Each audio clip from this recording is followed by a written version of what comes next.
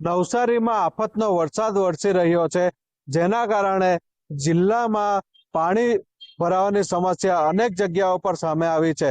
હાલમાં આપણે છીએ પૂર્ણા નદી પાસે, જ્યાં પૂર્ણા નદી પોતાની ભયજનક સપાટી વટાવીને 24 ફૂટ પર ચાલી રહી છે।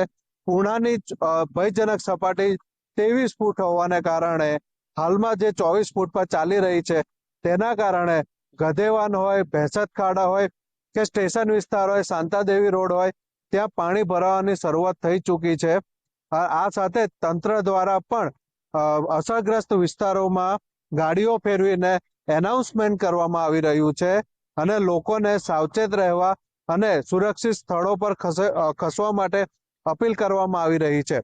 હાલમાં આપણે વાત કરીએ તો જિલ્લાની અંબિકા નદી હોય, કાવેરી નદી હોય કે પછી જિલ્લાનો જૂજ ડેમ હોય કે પછી કિલ્યા ડેમ હોય, તમામે તમામ પોતાની ભયજનક સપાટી વટાવી ચૂક્યા છે, જેના કારણે હાલમાં સર્વત્ર પાણી ભરાવાની સમસ્યા સામે આવી રહી છે।